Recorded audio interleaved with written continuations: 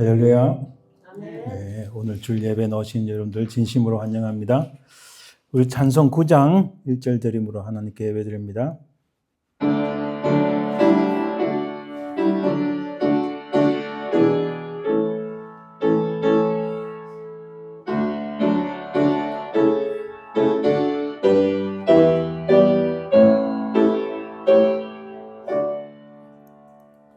하늘에 가득 찬 영광의 하나님, 온 땅에 충만한 존귀하신 하나님, 생명과 빛으로 지혜와 권능으로 언제나 우리를 지키시는 하나님, 성자와 성령 삼위의 하나님, 우리 예배를 받아주시옵소서.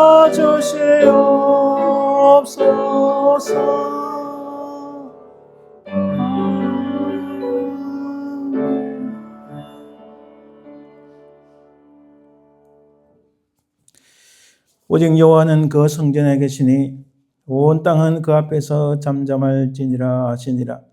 하나님은 영이시니 예배하는 자가 영과 진리로 예배할지니라. 아멘.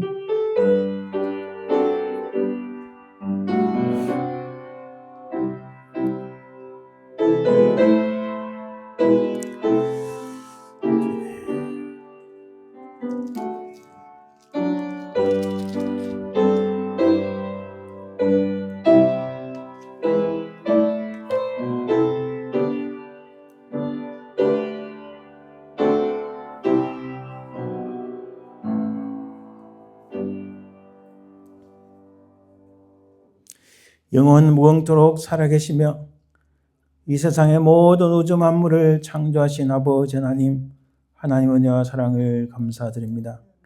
우리는 죽어 멸망에 이르는 존재들이었으나 우리 주 예수 그리스도의 십자가의 은혜로 말미암아 그를 믿음으로 우리가 살리심을 받고 하나님의 자녀가 되었으며 하나님께 구원을 받게 되었음을 감사드리나이다. 주님의 그 은혜와 사랑을 참으로 감사드리나이다. 이 땅에 사는 동안 우리를 하나님 나라 가기까지 우리 발걸음을 지키시고 인도하시고 도우시는 거룩한 하나님의 영, 성령 하나님의 은혜와 사랑을 또한 감사드리나이다. 이 예배를 온전히 하나님 홀로 받으시고 우리에게 무한하고 은혜의 시간, 영광의 시간 되게 하옵소서. 감사드리며 거룩하신 예수 그리스도의 이름으로 기원드리나이다. 아멘. 오늘 하나님 말씀 교독은 고난주간에 대한 말씀입니다. 우리가 전한 것을 누가 믿었느냐? 여호와의 팔이 누구에게 나타났느냐? 그는 주 앞에서 자라나기를 연한 순 같고 마른 땅에서 나온 뿌리 같아서 고운 모양도 없고 궁처럼 없음즉 우리가 보기에 그 모양을 만한 아름다운 것이 없도다. 그는 멸시를 받아 사람들에게 버림받았으며 질고를 안는다. 그는 실로 우리의 질고를 지고 우리의 슬픔을 당하였거늘 우리는 생각하기를 그는 질고를 받아 하나님께 맞으며 고난을 당한다 하였노라. 그가 찔림은 우리의 허물 때문이요 그가 상함은 우리의 죄악 때문이라. 그가 징계를 받음으로 우리는 평화를 누리고 그가 채찍에 맞음으로 우리는 나음을 받았도다. 우리는 다 양 같아서 그릇 행하여 각기 제 길로 갔거늘 여호와께서는 우리 모두의 죄악을 그에게 담당시키셨도다. 아멘. 우리 참회 기도를 드립니다. 우리가 하나님 앞에 깨끗함을 입고 정결함을 입어야 우리 예배가 연락되는 줄 믿습니다. 하나님, 우리 모든 죄악, 죄와 허물들을 주의 흘리신 보혈로 씻겨주시고 용서하여 주옵소서. 이 제목으로 간절히 합심해서 기도합니다. 주님, 아버지 하나님, 주님,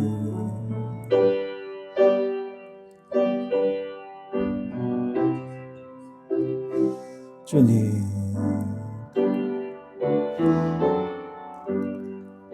주님 역사하시고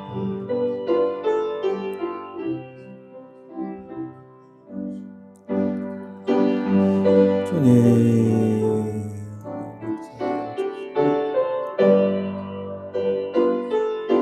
주님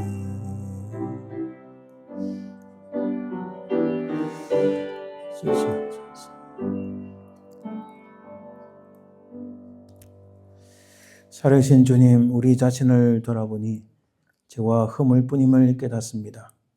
하나님 나라의 것을 추구하기보다 이 땅의 것을 붙잡기에 바빴던 저희들이 아닙니까? 영원하신 하나님 나라의 것을 바라봐야 되는데 이 땅에 썩어질 것을 붙잡고 이 땅의 것만을 바라보았나이다. 하늘의 하나님을 바라봐야 될 텐데 이 땅의 악한 것들을 바라보며 살아온 저희들, 주님 용서하여 주옵소서. 우리의 마음이 하나님 나라가 있는 것이 아니라 이 땅의 물질과 이 땅의 명예와 이 땅의 눈에 보기 좋은 것만을 추구하며 살아온 저희들의 모든 죄와 허물들을 주님 용서하시고 주의 보혈로 깨끗하게 씻겨 주옵소서. 우리가 이 땅에 사는 것이 채 100년도 되지 않는데 사는 동안 이후로부터 우리의 모든 삶이 참으로 하나님 은혜 가운데 살며 하나님 나라의 것을 바라보며 그것을 붙잡고 살아가는 저희들 되게 도와주옵소서. 감사드리며 걸어가신 예수님 이름으로 기도드립니다. 아멘. 사도신경 우리의 신앙을 고백합니다. 전능하사 천지를 만드신 하나님 아버지를 내가 믿사오며 그의 아들 우리 주 예수 그리스도를 믿사오니 이는 성령으로 잉태하사 동육녀 마리아에 나시고 본도 빌라도에게 고난을 받으사 십자가에 못 박혀 죽으시고 장사한 이 사흘 만에 죽은 자 가운데서 다시 살아나시며 하늘에 오르사 전능하신 하나님 우편에 앉아 계시다가 저리서 산 자와 죽은 자를 심판하러 오시리라. 성령을 믿사오며 거룩한 공의와 성도가 서로 교통하는 것과 저를 사하여 주는 것과 몸이 다시 사는 것과 영원히 사는 것을 믿사옵나이다. 아멘. 찬송 19장 찬양절입니다.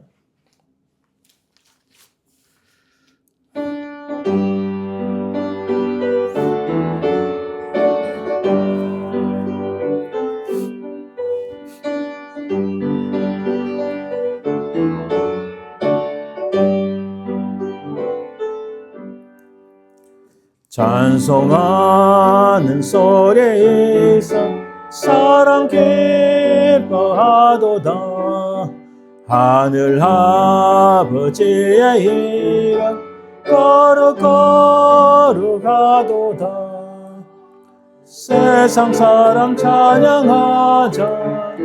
거룩하신 하나님께 할렐루야 할렐루야 할렐루야 아멘. 하나님의 나라 권세 영원토록 있도다. 하나님의 영광 나라 거룩거룩하도다.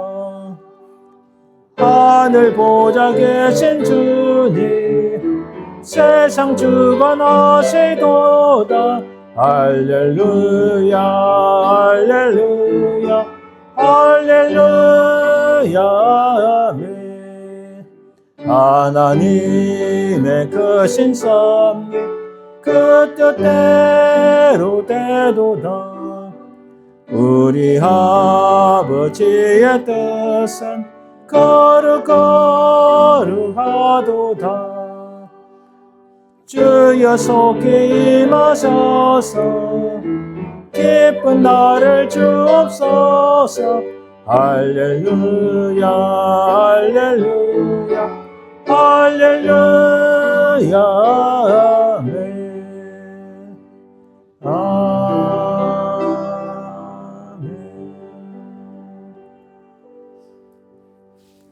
우리 합심해서 기도합니다. 나라와 민족을 위하여 우리가 살고 있는 미국 땅과 또 한국 땅을 위하여 기도해 주시고 우리 교회를 위하여 기도해 주시길 바랍니다. 참으로 하나님 은혜가 성령의 역사가 나타나는 교회가 되도록 도우시고 또 우리의 건강을 위해서 기도해 주시길 바랍니다. 오늘 말씀을 증거하시는 스튜어드 목사님과 저를 위해서 기도해 주시길 바랍니다. 함께 기도합니다. 주님 은혜 베풀어 주옵소서. 아버지 하나님 참으로 이 땅을 기억하시고 이 땅에 하나님 앞에 다시 온전하게 쓰임받길 원합니다. 이 땅에 놀라운 하나님의 성령의 역사, 부흥의 역사를 하도록 주여 도와주옵소서. 아버지 하나님 한국 땅을 기억하옵소서. 악한 자들이 어찌 그리 많은지 아버지 하나님 모든 악한 자들을 멸하시고 아버지 하나님 땅을 고쳐 주옵소서. 새롭게 해주시고 하나님 기뻐하시는 신실한 자들을 일으켜 세워주시고 한국교회가 아버지 하나님 통해 자복하고 회개하는 역사가 있도록 주여 도와주옵소서. 아버지 하나님 참으로 우리를 잡아주시고 약한 세대에 하나님 앞에 귀하게 쓰임받는 되도록 도우시고 아버지 하나님 말씀을 정사님의 종이 건네주시고 성령의 권능으로 잡아주옵소서. 우리 가운데 약한 심령이 있으니까 하나님의 권능의 성령으로 아버지 하나님 깨끗하게 취하시고 새롭게 하여 주시옵소서. 아버지 하나님 능력으로 역사하시고 주님의 그 뜻을 내려놓고 역사하도록 주여 도와주옵소서. 주님 감사드립니다. 주여 감사드립니다. 하신 예수 그리스도의 기도합니다. 살아계신 주님 감사합니다. 아버지 하나님 이 미국 땅이 하나님 앞에 다시 귀하고 복되게 깨끗하게 다시 쓰임받는 역사가 있게 도와주옵소서. 온 세계에 주의 선교사들을 파송한 나라인데 하나님 이 땅에 그 성령의 불길이 끊이지 않게 도우시고 놀라운 부흥의 역사가 다시 일어날 수 있도록 주여 도와주옵소서. 한국 땅을 기억하옵소서. 아버지 하나님 악한 자들이 어찌 그리 많은지요. 나라가 아버지 하나님 참으로 바람에 무너질 것 같은 위험한 지경에 이르렀사오니 아버지 하나님 참으로 주께서 기뻐하시는 신실한 자들을 세우시고 저 악한 자들을 멸하시고 이 땅을 구원하여 주옵소서. 주님 고쳐 주시옵소서. 한국교회가 이때 아버지 하나님 잠잠하면 멸망할 터인데 아버지 하나님 풍전등화 같은 나를 향하여 진리를 외치는 교회가 되게 하시고 아버지 하나님 진리와 진실을 외면하는 이 한국교회가 하나님 통해 자복하고 회개하는 역사가 있도록 주여 도와주시옵소서. 사랑해 주님 감사합니다. 우리 교회가 아버지 하나님 이 마지막 세대에 주님 앞에 쓰임받는 교회가 되도록 도우시고 오늘 말씀을 증거하시는 우리 스튜어드 목사님과 부족한 종에게 하나님의 성령의 충만함을 주옵소서. 우리 가운데 연약한 심령이 있습니까? 아버지 하나님 주의 권능의 손으로 깨끗이 치유하여 주시옵소서. 아버지 하나님 참으로 감사드리며 거룩하신 예수님 이름으로 기도드립니다. 아멘. 예, 만세 반성 열일이라는 제목으로 하나님 앞에 찬양 연주 드립니다.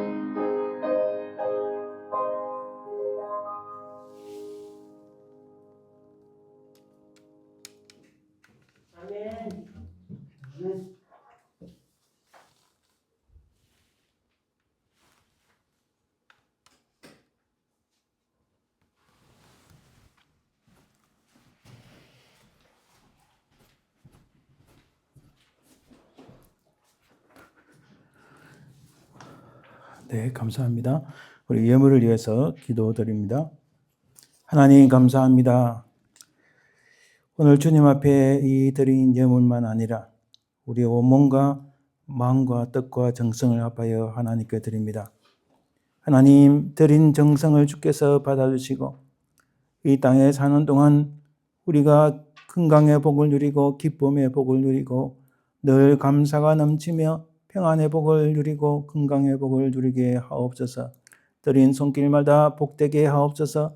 우리가 또한 물질로 인하여 어려움을 당하지 않게 하시고 오히려 차고 넘쳐서 연약한 자를 도우며 선교사를 도우며 많은 하나님 나라 확장을 위하여 쓰임받는 저희들 되게 하옵소서.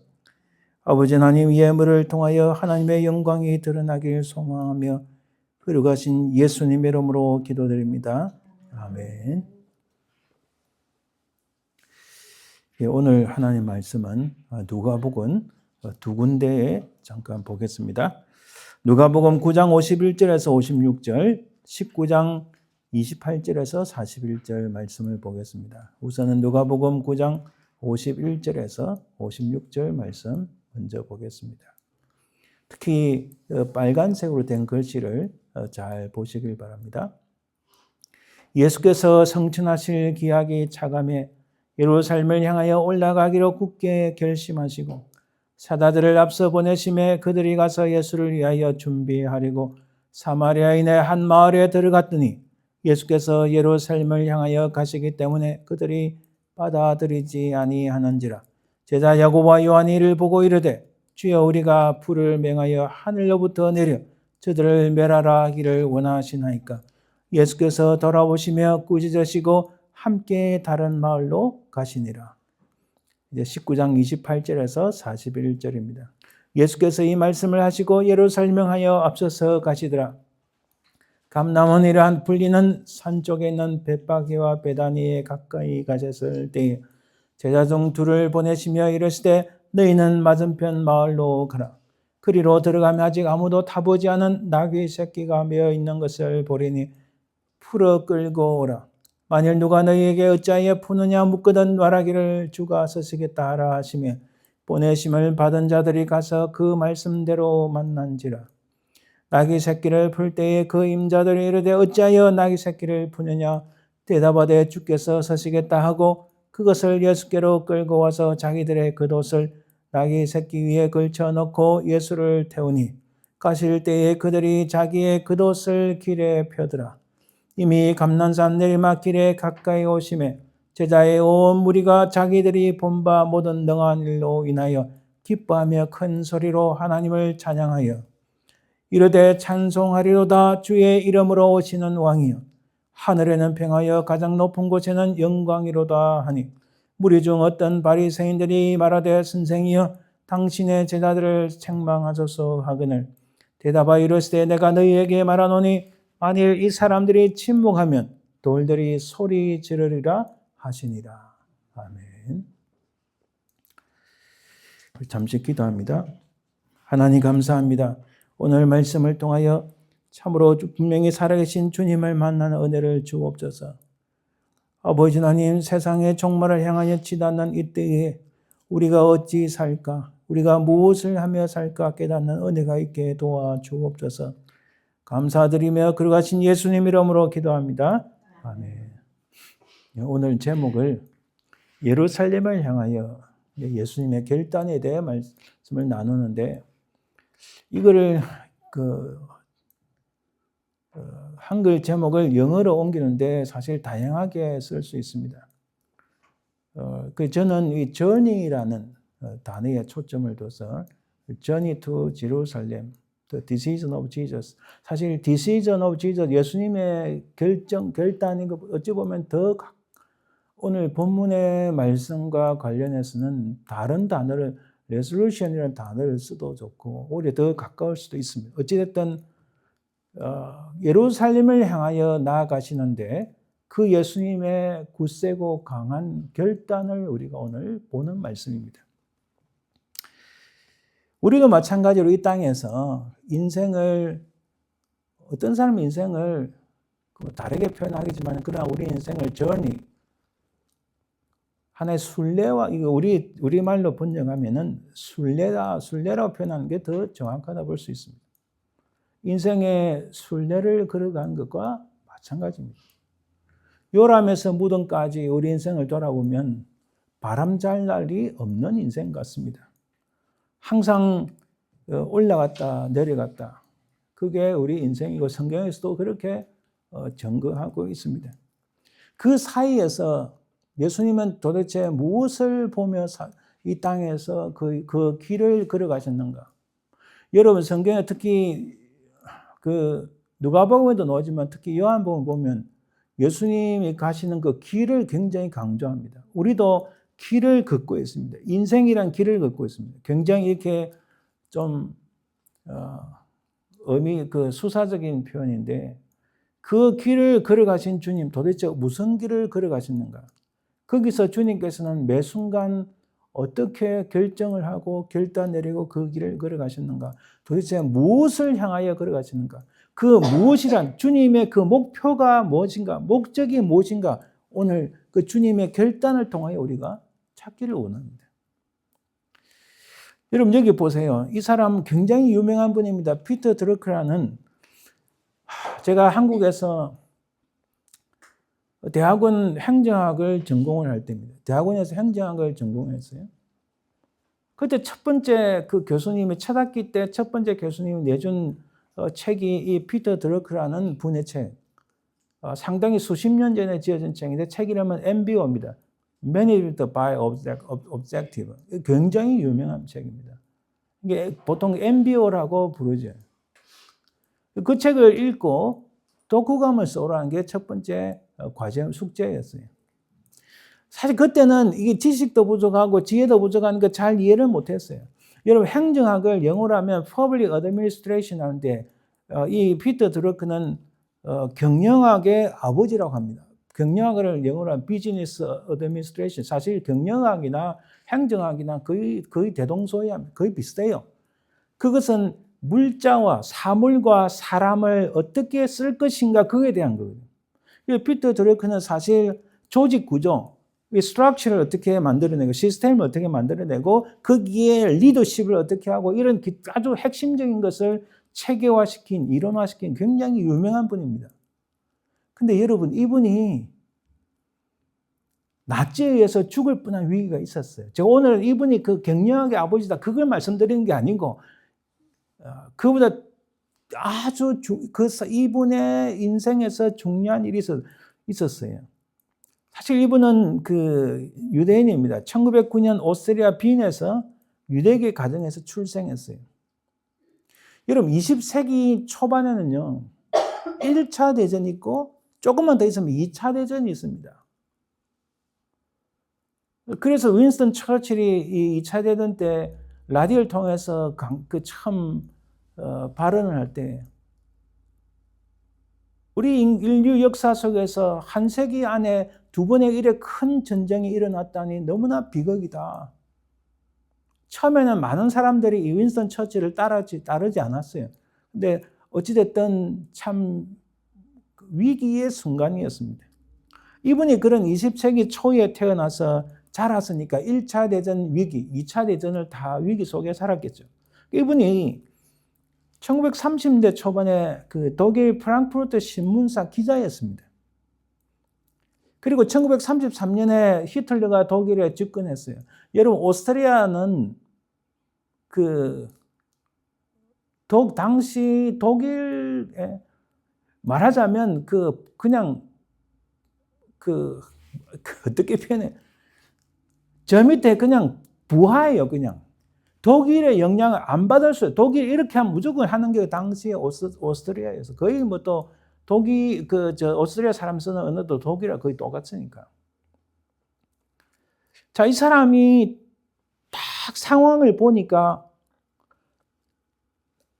히틀러가 말한 게 사람들은 이 광풍같이 다 온 세상. 근데 이 사람 딱 보니까 안 믿은 거예요. 문제가 있다.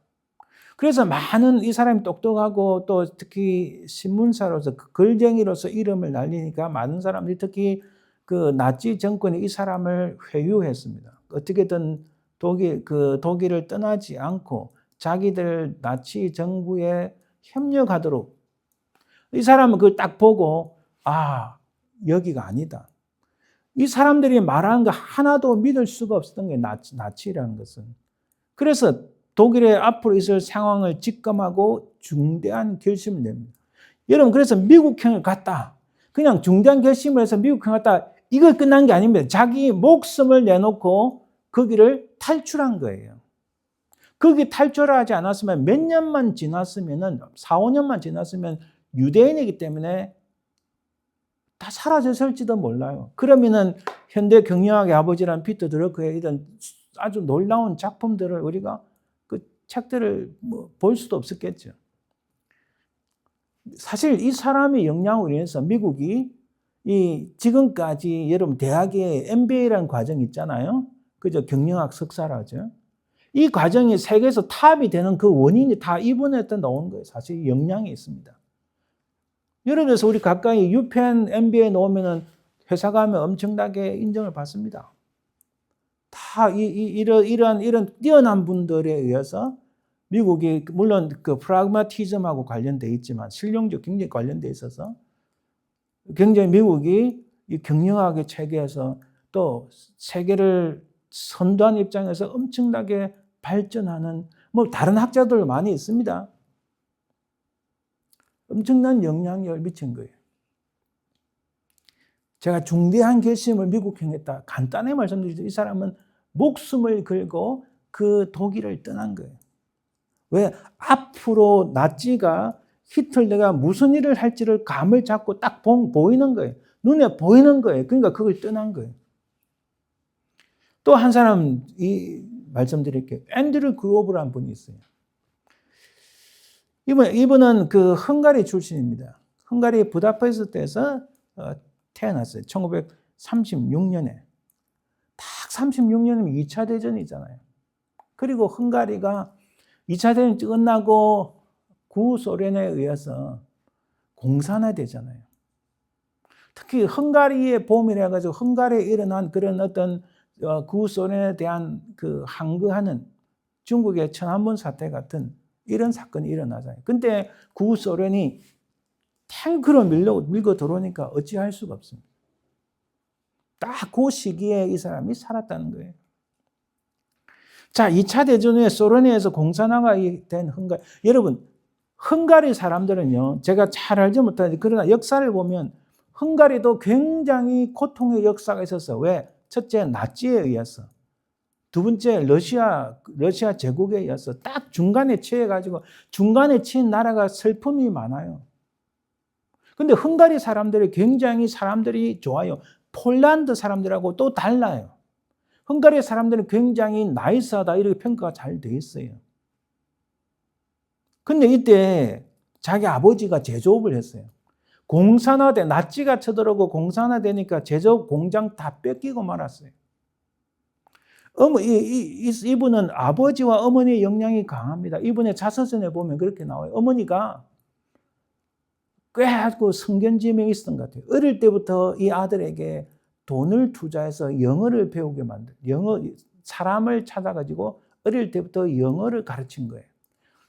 앞으로 세상은 미국이 잡는다. 너 영어 배워야 된다. 그걸 본 거예요. 어머니가. 굉장히, 그 어머니가 미국 사람인지는 제가 잘 기억을 못하겠어요. 하여튼.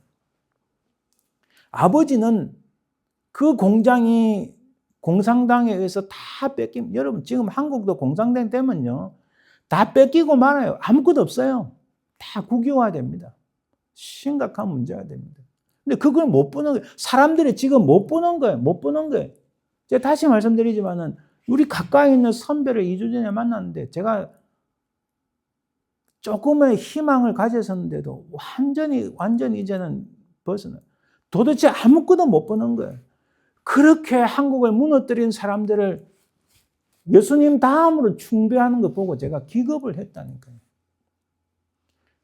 희한한 사람을 세계 최고의 미디어의 권위자, 무슨 학자, 아니, 거기 전문적인 지식을 배우고 무슨 PhD를 땄다면 그럴 수도 하겠다는데, 아무것도 아닌 그런 엉터리 같은 사람은 수많은 사람들이 알아요. 가짜고 엉터리라는. 그런데 그거를 세계 최고의 무슨 기자, 세계 최고의 언론이, 제가 그 말을 듣고 그냥 웃고 말고 더 이상 대화를 안 했어요. 못 보는 거예요. 못 보면은 망하는 거예요. 아버지가 그것을 보고 있는 재산을 가지고 우리는 여기서 죽어도 너는 미국에 가야 된다. 가기 싫죠. 딱 나이 20살에 혼자 홀로 미국은 뭘 하겠어요, 당시에. 근데 아버지와 어머니의 강력한 영향, 아버지와 어머니는 딱 보는 거예요. 나라가 어떻게 되고, 앞으로 세계가 어떻게 되는지 눈에 보이는 거예요. 그 아버지와 어머니의 영향이 강력했다고 이분의 자서전에서 이야기해요. 그래서 미국으로 가기로 이민을 결단했어요. 근데 와서 참 제가 이분이 대학을 어디 나왔는지 잊어버렸는데 거기 UC 버클리를 나왔어요. UC 버클리는 캘리포니아에 있는 유니버시티 오브 캘리포니아 주립 대학인데 버클리 캠퍼스가 굉장히 유명합니다. 저도 한때는 미국 유학 오면 UC 버클리에 가고 싶다 하는 생각을 해본 적도 있어요. 이분이 어느 회사에 있다가 친구 2명이 독립해서 회사를 설립합니다. 거기에 조금 있다가 다시 거기에 조인을 했는데 그게 인텔이라는 회사예요. 이분이 거기 인텔에 1968년부터 1998년까지 근무하면서 CEO로 상당히 오래 했죠. 이분의 인생에서 그게 가장 큰 결단이었고, 두 번째는 사실 이 회사가 처음에는 D램이라는 메모리 제조 공장이었어요. 근데 거기서 세계 경제를 보고 돌아가는 상황을 보고 IT 산업의 미래를 쳐다보니까 이게 먹거리가 안 되고 전환을 해놓은 게 CPU를 만들기 시작해요. 그 CPU는 컴퓨터의 머리격에 해당하는 거예요. 사람의 머리격에 해당하는 거예요. 물론 지금은 애플의 칩이 나오고 또 엔비디아라는 회사도 있고 여러 가지 막 올라가는 회사들 때문에 지금 많이 어렵긴 어려워요. 어찌됐든 제가 오늘 말씀드리는 것은 이렇게 미국 안에서 유명한 이 사람들, 여러분 사실 그 유대인 가정에 태어났어요. 참 유대인들 대단하죠. 이렇게 고통 속에서 어려움 속에서 이분도 보세요. 20살 나이에 어머니 아버지가 그 계시면 반드시 죽어요. 왜냐하면 부르주아는 다 죽여버리거든요. 저희 부모님도 다 부르주아 집안이니까 온 가족들을 북한에서 다 죽였잖아요. 그러니까 우리 어머니 아버지는 야밤 도주를 한 거예요. 밤에. 다 죽인다는 소문을 친구가 알려줘가지고 폐물만 챙기고 1949년 막 추우려고 하는 10월달에 북한 죽거든요. 폐물만 챙기고 밤에 그냥 무조건 집을 나가 도망간 거예요. 안 그러면 다 죽었죠. 그럼 저도 없었겠죠. 어머니 아버지는 본인은 희생돼도 아들이 살아남기 위해서 강제로라도 미국으로 가도록 만든 거예요. 참 대단한 겁니다. 이분의 자기의 자서전에서 자기의 두 번째 큰 결단은 방금 말씀드린 D램 메모리에서 CPU 생산으로 옮겨가는 그 결단한 게 자기 인생의 또 중대한 결단이었다. 서론이 너무 긴데 제가 이분을 한 분 말씀드릴게요. 유진 피터슨이라는 목사님이에요. 신학자면서 목사님인데 이분은 제가 그 미시간 칼빈 신학대학원에서 공부할 때 2005년 가을인지 2006년 가을인지 그때 우리 신학교에 강의를 하러 오셨어요. 워낙에 유명한 분이니까 제가 마침 그 앞에서 이렇게 앉아서 듣는데 참 인상을 보세요. 얼마나 온화한 그 할아버지 모습입니까? 이분은 30년 동안 혼자서 더 메시지라는 성경을 번역했어요. 많은 분들이 더 메시지 성경을 인용을 많이 하죠. 저도 가끔씩 하는데 이분이 지은 책 중에 Along Obedience in the Same Direction 한 방향으로 꾸준히 걸어간다. 여러분 30년 동안 혼자서 신구약 성경을 번역한다는 게 이게 쉽지 않습니다. 이분의 인생이 거기에 딱 목표가 있고 거기에 주님의 뜻이 있다면 그 한 방향으로 꾸준히 달려가는 그걸 강조하는 거예요. 그래서 이분은 이렇게 말씀합니다. 결단은 하나님의 부르심에 대한 응답이다. 결단은 극적인 순간의 선택이 아니다. 갬블링 하는 것처럼 팍 보고 이게 우리가 흔히 말하는 복골복 뭐 먹으면 먹고 죽으면 죽고 한번 딱 치는 어떤 그런 도박이 아니라 결단은 오랜 시간 속에서 깊이 생각하고 하나님께 기도하고 하나님 뜻을 구하고 극적인 순간의 선택이 아니라 일상의 신실함 속에서 가만히 들여다보고 하나님께서 어떻게 인도하시는지 좀 느리지만은 들여다보고 기도하고 바로 그때 가장 중요한 결단을 내릴 수 있다. 이렇게 말씀하십니다. 그때 결정을 내리는 것이 결단이다. 또 그는 이렇게 말씀합니다. 결단은 가족과 교회와의 관계 속에서 실현되는 것이다. 자기의 결정은 공동체를 벗어나는 게 아니라는 거죠. 자기의 결정은 자기가 속한 교회와 사회와 공동체가 복스럽게 되고 자기의 가족들이 하나님의 은혜 가운데 은혜를 받고 그런 관계 속에서 이루어지는 것이 결단이다. 자, 오늘 우리 세 분을 통해서 정말 결단이라는 것이 얼마나 중대한지 우리는 깨닫습니다. 그 결단에 의해서 삶의 인생이 바뀌는 거잖아요. 피터 드러크든 앤드류 그로브든 유진 피터슨 목사님이든 참 대단한 겁니다. 우리 오늘을 밤선대 종료주일이라 하고 이번 주를 고난주간 패션 위크 혹은 홀리 위크라고 하기도 합니다. 왜 고난주간이라고 하는가? 왜 고난주간? 우리 기독교는 사실 역설의 종교입니다. 관계 종교라는 것은 하나님과 내와의 관계 속, 사람과 사람과의 관계도 중요하지만 하나님과 내와의 관계가 바르지 않으면 의미가 없어요, 사실. 예수 그리스도의 고난을 통하여 우리에게 놀라운 구원이라는 은혜가 주어진 거예요. 그래서 우리 기독교는 역설의 종교다 이렇게 표현할 수 있어요. 여러분, 이 패션이라는 말에는 순환이라는 뜻이 있지만은 열정, 정열이라는 말이 우선입니다. 사전을 찾아보면 이 뜻이 먼저 나와요. 순환, 고난이라는 뜻도 있지만은.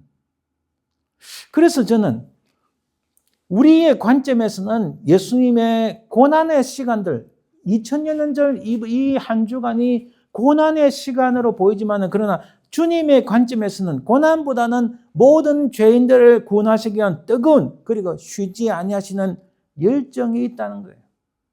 자, 다시 말씀드립니다. 우리가 볼 때는 2000년 전 지금 이 한 주간 홀리 위크라는데 이 한 주간이 고난의 주간이라 하지만 그러나 주님의 입장에서는 나는 고난보다도 이 고난을 넘어서서 우리 영혼들을 구원하시기 위한 하나님의 열정, 우리 주님의 뜨거운 열정이라는 거예요. 그래서 우리가 오늘 본문을 통해서 사실 처음과 이 마지막에 본문을 읽었는데 그 통해서 주님께서 얼마나 이것을 이루기 위하여 열정적으로 달려가는지 우리가 그걸 보는 거예요. 그걸 봄으로써 우리 인생이 앞으로 몇 년 남았는지 수십 년 남았는지 수년 남았는지 모르지만은 우리가 주님처럼 이런 열정적인 인생을 살아가야 된다. 그걸 찾는 거예요. 아멘. 그 주님의 열정은 매 순간 중대한 결단과 연관되어 있습니다. 여러분, 구약 성경의 핵심을 말하자면 하나님께서 그 아브라함에게 너 떠나라. 떠나라는데 저 뒤에 선지서에 가면 돌아오라. 이 악한 지역을 떠나라 하나님 말씀하시고 그 다음에 저 선지서에 가면 구약의 마지막 가면 이 악한 사람들로부터 이 악한 지로부터 너는 거기 있지 말고 내게로 돌아오라. 그래서 성경은 떠나고 돌아오면 이 연속선상에서 하나님의 역사가 이루어집니다. 무슨 말인지 아시겠죠? 우리는 그래서 잘 떠나야 되고 또 잘 하나님께 돌아와야 된다는 사실이에요. 그게 구약의 메시지의 핵심입니다. 신약은 뭘까요? 신약에 주님께서 끊임없이 하시는 말씀이 나를 따르라. 그리고 복음서 이후로 그 사도 바울과 모든 제자들이 하시는 말씀이 바로 그 주님과 따르라고 말씀하신 그 주님과 함께 같이 걸으라. 이때 그 그리기 단어가 페리파테오라는 단어가 굉장히 주님과 함께 걸어간다는 거 계속 신약에서 나오는 이유가 그거예요. 세상이 이렇게 변화되고 세상이 어찌됐든 간에 너희는 주님을 따르고 그 주님과 함께 걸어가야 된다고 말씀하시는 거예요. 누가복음 잠깐 간단한 구절을 보면 이렇습니다. 1장 1절에서 9장 40절 우리가 오늘 읽은 보면 바로 앞에까지 주님은 계속 갈릴리 중심으로 사역을 하셨어요. 그리고 오늘 우리가 읽은 9장 41절에서 19장 44절 이 사이에는 주님이 드디어 예루살렘을 향하여 다 거기에 휠이 꼽혀가지고 거기에 목적을 두고 거기에 목표를 두고 주님께서 그 길을 향해 나가시는 거예요. 거기에 주님께서 심대하고 중대한 결단을 내리신 거예요. 아까 우리 서론에서 말씀드렸듯이 한 시대를 풍미하는 피터 드러크나 앤드류 그로브 같은 사람들. 여러분 미국에 인텔이 있었기 때문에 지금은 좀 어렵지만 인텔이 있었기 때문에 전 세계의 IT 산업을 선도하는 위치에 설 수 있었어요. 그런 사람들이 없었다면 글쎄요. 미국이 전 세계의 패권을 잡는데 좀 어려움이 있을 수도 있겠죠. 그런 IT 산업들이 지금 생각해보세요. 유럽에는요, IT 산업이라고 자체로 말할 수 있는 게 없어요. 유럽에 검색하는 것도요, 구글이 다 접근했고, 뭐든지 다 이게 없어요. 왜? 거기에 투자를 하지 않았고, 거기에 맞는 사람도 없었고, 거기에 열정적인 사람도 없었고, 무시하는 게 아닙니다. 그에 비해서 하나님께서 또 이 미국을 사랑하사, 참 이런 사람들을 보내주시고 이런 사람들로 인해서 일어나고 미래를 바라보고 나아가는 이런 모습. 글쎄 저도 한국 돌아가고 싶었지만 그래서 미국에 남았는데 저는 별거 없을 것 같고 우리 애들이 이런 피터 드러크나 이런 앤드류 그루브 같은 사람이 될 수 있을까요? 아멘을 안 하시네. 아멘을 하셔야 제가 묻는 게 아니고 그렇게 되겠죠 하고 그러면 아멘 해주셔야죠. 그죠? 그걸 느낍니다. 필링이 와요. 필링하고 하나님 주신 은혜 믿습니다. 좀 다를 수도 있지만 아무튼 마지막에 19장 45절에서 24장 53절에는 예수님께서 예루살렘에 사역을 하십니다. 자, 중간에 이 크게 세 개로 분류할 수 있다면 이 누가복음에서 9장 42절에서 19장 44절까지 주님의 모습은 무엇일까? 여러분, 제가 미리 말씀드렸지만 주님은 예루살렘을 향하여 나아가겠다. 왜? 예루살렘에서 하실 일이 있으시거든요. 그 하실 일이 뭔지 다 아시잖아요. 그 하실 일을 위하여 십자가 사역을 위하여 그 길을 끊임없이 달려갑니다. 그 사이에 주님이 참 바쁘셨어요. 그렇게 갈릴리에서 예루살렘 오는데 여러분 금방 올 수 있습니다. 근데 내용은 깁니다. 9장에서 19장이니까 그 긴 내용 중에서 예수님께서 아주 바쁘셨는데 첫 번째 하신 일은 제자들을 가르치기는 거예요. 또 하나는 예수님께서 기적 같은 역사로 불쌍하고 가난한 사람들 도와주셔야 되잖아요. 그리고 엉터리로 알고 있는 바리새파 사람들, 사두개파 사람들, 또 이 사람들도 대응해주면서 좀 고쳐줘야 되잖아요. 잘못된 건 지적해주고, 이런 수없이 바쁜 인생 가운데서 주님께서는 십자가 사역을 위하여 예루살렘을 향해 나가는 그 끊임없이 달려가셨다. 야, 이거 어찌 보면 우리 인생과 같습니다. 우리 인생은 어디에 초점이 있나요? 우리 인생 어디 초점이 딱 있다면 그걸 향해서 우리 인생이, 제가 늘 인용하듯이 수학의 사인곡정처럼 오르락 내리락 오르락 내리락 하는 인생이지만 여러 가지 변수가 있고 어려움이 있지만, 그러나 그 나아가는 지점을 잃지 않는 것이 중요하다. 내가 지금 힘들고 어려워도 다시 결단하고 주님처럼 그 길을 향하는 것. 그게 바로 이번 우리 고난주간을 부르고, 주님의 이 고난주간을 위해서 주님께서 열정적으로 달려가신 그 모습을 우리가 닮아가야 된다는 게 사실 핵심이에요. 할렐루야. 조금 더 우리 자세히 살펴봅시다. 바로 이 부분에서 주님은 무엇을 향하여 어떻게 그렇게 달려가셨는가? 여러분, 오늘 우리가 읽은 본문 바로 앞에 보면 누가복음 9장 22절, 24절 이 말씀이 나옵니다. 제가 사실 더 많이 읽어야 되지만, 인자가 많은 고난을 받고 장로들과 대제사장들과 서기관들에게 버림받아 죽임을 당하고 제3일에 살아나야 하리라. 제자들이 이거 들었을 때, 요 바로 앞에 뭐가 있냐면, 사람들은 나를 누구라고 부르느냐? 어떤 사람은 엘리야요, 어떤 사람은 세례요한이요, 이렇게 말을 하는데, 베드로가 뭐라고 고백합니까? 주는 그리스도의 하나님의 아들이십니다. 엄청난 고백을 하잖아요. 그러면서 바로 연이어서 주님이 이렇게 말씀하신 거예요. 죽임을 당하고 제3일에 살아나야 하리라. 뭔가 이렇게 대화의 핀트가 안 맞잖아요. 그죠? 뭐 생뚱맞게 주님이 죽임을 당하시고 3일 만에 살아나리라 한 말씀을 이렇게 처음 말씀하시는 거예요. 드디어 주님께서는 뭔가 결정을 하시고 그 길을 가시기로 마음을 드신 겁니다. 마음을 잡으신 거예요. 23절에 또 무리에게 이르되 아무든지 나를 따라오려거든 자기를 부인하고 날마다 제 십자를 지고 나를 따를 것이니라. 주님이 내가 십자가를 지고 갈 텐데 너희들도 십자가가 있다. 그것을 지고 나를 따라야 된다고 말씀하시는 거예요. 분위기를 주님께서 막 띄우시는 거예요. 그러시면서 여러분 그 다음에 또 보면 9장 28절에서 31절에 보면 주님이 베드로, 요한과 야고보를 데리고 기도하시러 산에 올라갔습니다. 기도하실 때에 용모가 변화되고, 여러분 이게 주님의 마지막 날에 잡히시던 그 산이 아니에요. 그 산이 아닙니다. 갈릴리에 있는 한 산이에요. 산이 다른 겁니다. 여기서 용모가 변화됐고, 그리고 문득 두 사람이 예수와 함께 말하니 이는 모세와 엘리야라. 그래서 뒤에 이 베드로가 하나는 초막 세 개를 짓는데 하나는 모세, 하나는 엘리야, 하나는 주님을 짓겠다. 이렇게 조금 핀트에 안 맞는 약간 헛소리를 하죠.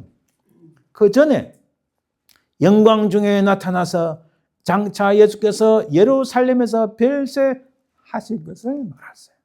별세라는 건요, 이 그릭의 단어가, 헬라어가 똑같은 단어가 뭐냐면 엑소더스예요. 출애굽이란 말이에요. 우리 한국말로 별세인데 요즘 애들은 별세라 단어 쓰면 잘 모르겠죠. 그죠? 이것은 출애굽한다. 엑소더스인데 주님께서 이 인간의 육신을 입고 오신 이 땅을 엑소더스 나가신다.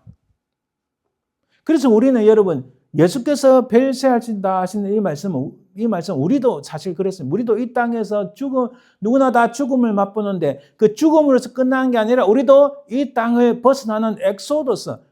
어디로 가는 거나요? 가나안 땅, 영원하신 하나님 나라로 가는 거예요. 약속하신 말씀에 따라. 아멘. 이게 굉장히 중요합니다. 그래서 주님께서는 이미 우리가 오늘 읽은 본문 앞에 죽었다가 3일 만에 살아나리라 이 말씀을 가르치시면서 이미 그렇게 결심하시고 또 그 뜻을 아셨고, 그리고 기도하다가 용모가 변화되었고 주님이 별세하실 것을 말씀하셨다. 이렇게 되는 거예요. 그리고 오늘 본문에 가면은 여러분 중요합니다. 예수께서 성천하실 기약에 차가면 아니 예수님은 아직 죽지도 않으셨는데 무슨 부활도 안 하셨는데 무슨 성천이 있느냐. 이미 주님은 십자가 사건을 넘어서서 부활에 이르고 하늘로 올라가실 성천을 올라가시나 다 알고 계셨던 거예요. 그 하나님의 모든 플랜을 다 알고 계시고 그리고 예루살렘을 향하여 그 모든 주님의 십자가 사역을 위하여 예루살렘을 향하여 나아가기로 굳게 결심하셨다. 굳게 결심하셨다. 이게 이 그리스의 해석이 뭐냐면요. 말하자면 예수님의 얼굴을 거기에 고정시켰다. 그래서 대부분의 영어 성경들은 setting up을 많이 써요. 거기에 셋업을 하셨다. 예수님의 얼굴을 예루살렘에 고정하셨다. 이 말씀이에요. 이 좋은 예로 제가 자주 생각하는 그 예가 뭐냐면은 저는 경주마들이 달리는 그거에 뭐라고 하죠? 경마장은 가보지는 않았는데 보니까 대부분의 말들이 막 경주를 할 때 눈에다가 이런 거, 시커먼 거, 이런 거 입혀요. 이런 거 옆에 이렇게 해요. 그게 영어로 뭐냐면 블링크라고 하는데, 블링크는 말이요, 달리는 말입니다. 달리는 말이 270도로 시야가 좋대요. 눈이 옆으로 돼 있잖아요. 그러니까 왼쪽에서 오른쪽까지 270도를 본대요. 엄청난 시야가 좋은 거예요. 근데 시야가 좋으면은 옆에 말이 씩씩거리고 지나가면은 못 견딘대요.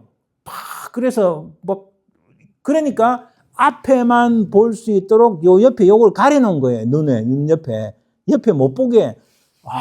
그렇구나. 이걸 블링크라고 하는데 주님이 예루살렘에 그 눈을 고정시키시고 다른 거 일체 생각 안 하시기 위해서 주님께서 눈에다가 요걸 딱 붙이신 거예요. 딱 고정시키셨다. 그렇게 해서 나가신다. 그런 의미예요. 왜 그런가 뒤에 나옵니다. 그래서 예루살렘을 향하여 가시는데 다른 사마리아의 마을이 그들을 받아들이지 아니하더라. 이렇게 말씀합니다. 자, 여기 중간에 간단히 보면 누가복음 9장 57절에서 62절에 보면은 길 가실 때 여러분 길이 굉장히 중요합니다. 한번 또 다음 기회가 되면 살펴볼 텐데 어떤 사람이 여쭤도 어디로 가시는지 나는 따르리이다. 주님이 말씀합니다. 또 다른 사람이 나를 따르라. 주님이 나를 따르라. 이제는 예루살렘에 향하여 터벅터벅 걸어갑니다. 비행기 타고 가거나 오토바이 타고 모터사이클이나 차를 타고 가는 게 아닙니다. 터벅터벅 걸어가시면서 주께서는 교육도 하시고 고쳐주시기도 하시고 주님의 사역이 그래요. 가르치시고 또 고쳐주시고 또 진리를 전파하시고 이 세 가지가 주님의 귀한 중요한 핵심의 사역인데 지금 주님께서 가르친 나를 따르라. 그러면서 어떤 사람은 너 죽은 자들 장사 지내게 하옵소서 내 장례식 지르고 가겠습니다. 어떤 사람은 내 부모 가족에게 작별하고 오겠습니다. 그러니까 62절에 주께서 하는 말씀이 손에 전기를 잡고 뒤를 돌아보는 자는 하나님 나라에 합당하지 아니하다. 이 세상 것에 얽매인 자는 주님을 따르는 우선순위가 잘못되었다. 절대 그게 아니다라고 분명히 말씀합니다. 이렇게 가르치시면서 계속 나아가십니다.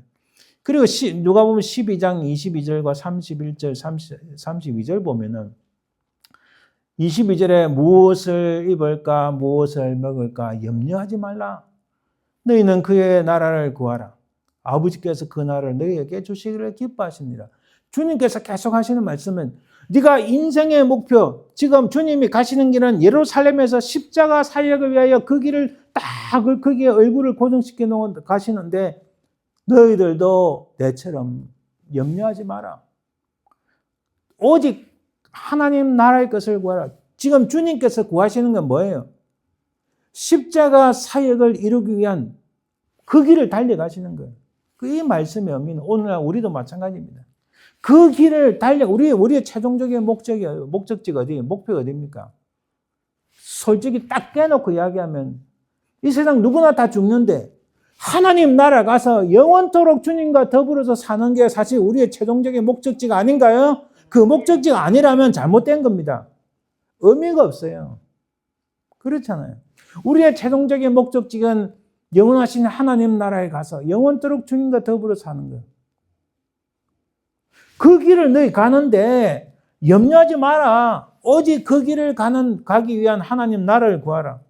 아버지께서, 하나님께서 다 채워주신다. 이렇게 말씀하시는 거예요. 계속 그 길을 바쁘게 가시면서도 이렇게 가르치시고 계신 거예요. 그리고 13장에도 가면은 22절에 이렇게 말씀합니다. 예수께서 각 성, 각 마을로 다니셔서 가르치시며 예루살렘으로 여행하시더니, 자, 주님이 계속 가르치시고 또 병든 자들을 고쳐주시기도 하시고 또 하나님 나라를 전파하기도 하시고 그러면서 계속 예루살렘으로 가시는 거예요. 그러면서 24절에 좁은 문으로 들어가기를 힘쓰라. 군자는 대로행, 군자는 큰 길로 가야 된다. 뭐 맞죠. 그러나 신앙 안에서 정말 참된 신앙을 가지려면 좁은 문이다. 33절에 오늘과 내일과 모레는 내가 갈 길을 가야 하리니 선지자가 예루살렘 밖에서는 죽는 법이 없느니라. 주님께서는 그 예루살렘을 향하여 가서 그 예루살렘에서 사역, 십자가 사역을 이루시기 위하여 그 길을 부단하게 달려가신다고 말씀하시는 거예요. 그리고 누가복음 드디어 19장에 들어왔습니다. 11절에 그들이 이 말씀을 듣고 있을 때에 비유를 다하여 말씀하시니 이는 자기가 예루살렘에 가까이 오셨고 그들은 하나님의 나라가 당장에 나타날 줄로 생각함이더라. 자, 예수님은 예루살렘 향하여 끝까지 달려가시다가 드디어 가까이 오셨어요. 11절에. 그러나 다른 사람들은 오해를 하죠. 하나님 나라가 바로 임하는 줄 착각을 했어요. 그래서 오늘 우리가 읽어보면 19장 28절에 41절을 보면 28절에 예수께서 이 말씀을 하시고 예루살렘 향하여 앞서서 가시더라. 이렇게 말씀합니다. 그리고 예루살렘에 입성하는 모습 속에서 사람들이 찬송하리로다 주의 이름으로 오시는 왕이여 하늘에는 평화여 가장 높은 곳에는 영광이로다. 어디서 좀 들어본 것 같지 않습니까? 들어본 것 같지 않아요? 좀 비슷하게 뭐 기억나는 거 없습니까? 누가복음 처음에 보면 예수님 탄생 때 비슷하게 나오잖아요. 이 누가가 참 놀라운 일인 거예요. 그러면서 주님께서 하신 말씀이 만일 이 사람들이 침묵하면 돌들이 소리 지르요. 제가 지난주 제목이 뭐였습니까? 지난주 설교 제목이 뭐였죠? 돌들의 외침이었잖아요. 그죠? 돌들의 외침. 하나님을 신뢰하고 하나님을 믿는 자들이 진리와 진실을 올바르게 이야기하지 않으면 하나님에 의해 창조된 천하 만물들이 하나님을 찬양하기요. 진리를 설파하기요. 저 오늘 본문 말씀 그래요. 돌들이 소리 지르리라. 우리는 이런 결단의 순간에 열심히 달려가는 인물들 생각해 볼 수 있습니다. 다니엘서 3장에 보면은 사드락과 메삭과 아벤노가 나옵니다. 금신상에 절하라고 하는 죽음의 위기 속에서도 그리 아니하실지라도 하나님께서 우리를 구원해 주지 않아도 나는 상관없어요. 나는 절하지 않겠다. 절체절명의 위기에서 죽느냐 사느냐 제가 어디서 뭐 많이 본 것 같지 않습니까? 예? 햄릿 죽느냐 사느냐 그것이 문제로다. 햄릿의 그 내용이 이미 다 과거에서도 다 있어온 이야기예요. 죽느냐 사느냐의 그 현장에서 이 다니엘의 세 친구는 죽으면 죽으리라. 하나님께서 우리를 구해 주지 않으시라도 나는 이 길을 가겠다. 모세예요, 모세. 히브리서 11장 24, 26절 보면요. 모세가 자기가 다른 안 하면 돼요. 가만히 있으면은 왕이 되지는 못. 혹시 왕이 됐을 수도 있겠죠. 근데 가만히 있으면 왕에서 왕자의 대접을 받고 편안하게 인생을 보낼 수 있어요. 그렇잖아요. 많은 식솔들을 거느리고. 근데 그 왕궁에 있는 것을 거절하고 하나님의 사람으로 부름을 받았잖아요. 그거는 고난의 길이었어요. 그렇잖아요. 모세는 그 애굽 왕자의 지위를 버리고 하나님의 백성과 함께 고난받기로 결단했다. 히브리서 그렇게 말씀하잖아요. 잠시 죄악의 낙을 누리는 것보다 더 나은 상을 바라보며. 그렇죠.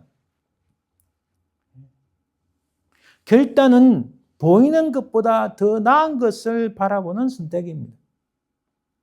보이는 게 다 아니라는 거죠. 그보다 더 나은 것이 하나님의 나라, 하나님의 그 은혜 가운데 있다는 거죠. 자, 주님께서 왜 그 길을 예루살렘 향하여 그렇게 끈질기게 가시겠다고 말씀하시는가? 그게 히브리서가 정확하게 우리에게 말씀합니다. 히브리서 2장 9절에 10절 보면은 오직 우리가 천사들보다 잠시 동안 못하게 하심을 입은 자 곧 죽음의 고난 받으심으로. 주님은 하나님의 아들, 독생자이신데 근데 천사보다도 못한 몸으로 이 땅에 오셔서 인간의 몸으로 오셔서 죽음의 고난을 받으셨다. 그 이유가 뭐냐? 그 이유는 모든 사람을 위하여, 모든 사람을 구원하기 위하여, 모든 사람을 영광과 존귀로 관을 씌우시기 위하여 그 주님이 영광과 존귀로 관을 쓰신 분인데 모든 사람을 위하여 이 죽음을 맛보는 거예요. 모든 사람을 구원하기 위해서. 그 10절에 말씀합니다.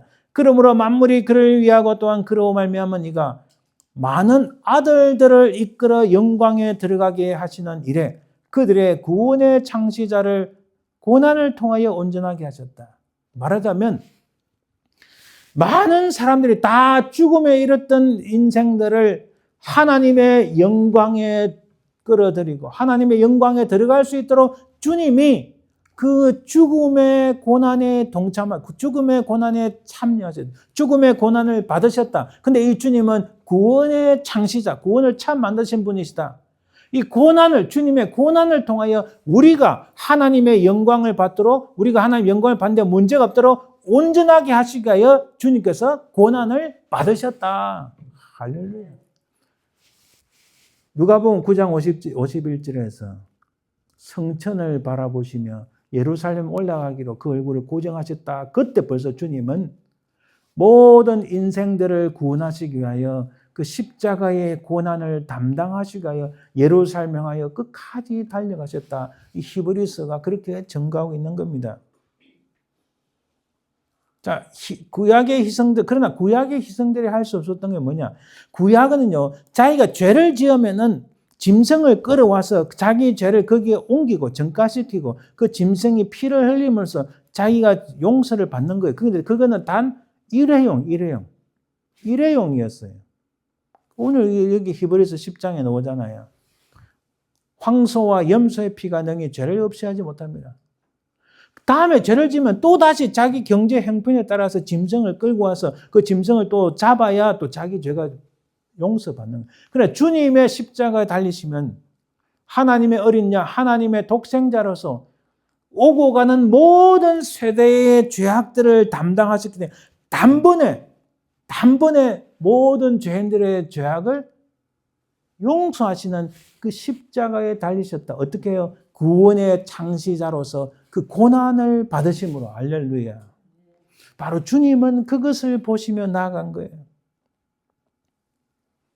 뒤에 10장 뒷부분도 마찬가지입니다. 한 영원한 제사를 드리시고 한 번의 제사로 영원히 온전하게 하셨다. 주님의 예루살렘을 향하여 나가는 그 주님의 결단은 바로 이것을 이루시기 위함이었다. 그 결론이 뭐예요? 바로 우리가 예수 그리스도의 피를 힘입어서 그의 보혈, 십자가의 구속의 은총을 힘입어서 성소에 들어갈 담력을 얻었다. 누구에 의해서도 어느 누구도 하나님 앞에 나갈 수 있는 길을 연 사람이 없다는 거예요. 근데 주님이 그 십자가의 고난을 받음으로써 주님은 구원의 창시자인데 그분이 십자가에서 우리 모든 죄악들을 담당하셨기 때문에 그 주님의 이름을 힘입어서 그 주님의 이름을 내가 가지고 하나님 앞에 나갈 수 있는 담력, 용기, 그 은혜를 주셨다. 할렐루야. 여러분 자꾸 이야기 죄송한데 그 선배를 만났을 때 제가 그 이야기를 했어요. 그래서 제발 구원의 반열에 서지. 구원의 반열은 on the line of the salvation이죠. 근데 구원의 반역, against the salvation of God. 여기 쓰지 마라. on에 쓸 것이냐, against 할 것이냐. 뭐 다른 이야기 하는데 참 마음이 너무 아팠어요. 그 길은 우리를 위하여 휘장 가운데 열어놓으신 새로운 살 길의 휘장은 곧 그의 육체니라. 오직 예수 그리스도 통해서만이 우리는 하나님 나라에 들어가야 될 줄 믿습니다. 주님은 우리 모든 인생들이 그 구원을 받는 그 즐거운 모습, 바로 그것을 바라보시며 그 고난을 받아들지라도 십자가에서 죽임을 당한다 할지라도 그 길을 걸어가신 거예요. 할렐루야. 바로 여기에 우리의 핵심이 있다는 거예요. 제가 이런 여기서는 많지 않은데 한국에서도 왜 목사님은 설교 적당껏 재밌는 이야기도 하고 사람이 끄는 이야기도 하고 마음을 위로하는 이런 설교를 못하느냐? 할 수 있죠. 제가 유머 감각은 없지만 위로할 수 있습니다. 그러나 고난 속에서 풍랑 속에서 주님과 주님의 십자가로 돌아가는 길만이 바른 길이라는 거죠. 히브리서처럼 오직 예수님만을 증거하는 것이 참된 길이라는 거죠. 이번 시간은 지나고 없잖아요. 제가 감히 말씀드리지만 그래서 많은 이 한국에서 참 안타까운 게 그 큰 교회 목사님들 설교하는 게 그냥 웃기고 내가 무슨 편지를 받았는데 내가 무슨 이메일을 받았는데 그러고 나서 설교 끝나는 그게 아니잖아요. 우리는 어찌됐든 어느 순간이든지 예루살렘 향하여 끝까지 달려가신 그 주님처럼 우리도 우리의 영원한 인생의 목표, 물론 잘 먹고 잘 살아야 됩니다. 건강하게 살아야 다 좋아요. 다 필요해요. 그거 무시하는 거 아닙니다. 인생이 성공해야죠. 피터 드러거처럼 앤드류 그로버처럼 다 성공해야 됩니다. 그렇잖아요. 저도 유진 피터슨 목사님 같은 그런 분이 얼마나 좋겠어요. 그러나 그럼에도 불구하고 그것을 넘어서서 영원한 하나님 나라를 바라보며 나아가는 그렇게 끊임없이 세상이 어찌됐든 간에 누가 뭐라든 간에 그 길을 가는 것. 주님이 그렇잖아요. 가다가 아픈 사람 고쳐주셔야 되고 또 가다가 이해 못하는 제자들 가르쳐 주셔야 되고 또 가다가 이 나쁜 놈들 만나면 좀 꾸중도 하셔야 되고 그런 일을 다 그리고 복음을 전하기도 하시고 그 일을 하시면서도 끝까지 그 십자가 살리기 위하여 예루살렘에 나가신 주님 바로 그 모습이 2000여 년 전 바로 오늘이 아닌가. 오늘 드디어 주님이 예루살렘에 입성하시는 거 2000년 전에. 그 주님의 열정을 우리가 가지고 이 땅에 살아가면서 어찌됐든 간에 무슨 일이 일어나든 간에 제가 작년에 한국 가서 그 친구 목사님 교회 가서 이랬어요. 마지막에 레탑에 그 벨이 꺼져서 조금 제가 당황했지만 분명히 가까운 시일 안에 큰 혼란이 일어난다. 얼음이 다가온다. 나도 그런 생각 드는데 AI에 물어보고 많은 학자들이 한국 상황에 대해서 글을 내고 강조하는 거 들어보니 그런 것 같더라. 그때 세상에 무슨 소리가 많을 텐데 그 세상에 무슨 소리를 다 듣지 말고 나는 내 친구 목사님 내가 보증한다. 여기서 증거하는 하나님의 말씀에만 그 소리에만 귀를 기울이라. 이렇게 말. 그리고 돌아오는데 바로 한국에 그런 사태가 터져버리는 참 너무 마음이 힘들었어요. 우리도 앞으로 사는 시간에 무슨 일이 생길지 어떻게 될지는 모르겠어요. 그렇죠? 제가 국제 정치나 국제 뭘 하는 사람은 아니지만 가만히 보면 세상에 엄청나게 많은 변혁이 일어나는 거예요. 앞으로 더 많이, 더 빨리 일어나는 걸 생각해요. 그렇죠? 그런 세상 속에서 우리가 살아갈 길이 개수하면 얼마 남지 않은 것 같아도 그러나 내 세대에 아니요. 사람은 어떻게 될지 모르기 때문에 어떤 시각에 우리의 관뚜껑이 덮이는 그날까지 끝까지 주님을 향해서 우리의 눈동자를 고정시키고 우리의 마음을 고정시키고 끝까지 주님의 십자가를 붙잡고 믿음으로 나가게 될 줄 믿습니다. 그게 바로 우리 인생들을 향한 주님의 뜨거운 열정이었고 우리가 볼 때는 주님의 고난이었지만 그러나 주님의 입장에서는 우리를 향한 주님의 열정이었고 그 열정으로 끝까지 승리하시는 저와 여러분들 되시기를 주님의 이름으로 축원드립니다. 기도합니다. 하나님 감사합니다. 아버지 하나님, 세상이 이렇게 흘러가고 저렇게 흘러가고 우리가 예기치 못한 방향으로 흘러간다 할지라도 우리는 끝까지 주님의 십자가를 붙잡고 믿음으로 승리하는 저희들 되게 도와주옵소서. 감사드리며 예수님 이름으로 기도합니다. 아멘. 찬송가 143장.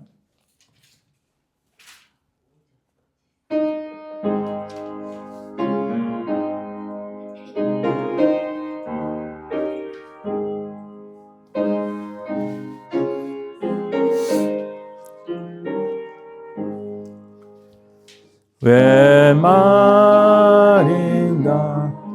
날 위하여 주 돌아가셨나. 이 벌레 같은 날 위에 은혜 받으셨나. 내 죄은 죄 다 지시고 못 박히셨으니 웬일인가 웬 은혜인가 그 사랑 끊으셔라. 주 십자가 못 박힐 때 그해도 비례고 그 밝은 빛 아래 와서 감감게 되었네. 나 십자가 대할 때에 그 일이 고마워. 내 얼굴 감히 못 들고 눈물 흘리도다. 내르라도 눈물 흘러서 못 갚을 줄 알아. 몸 밖에 들을 것 없어 이 몸 바칩니다.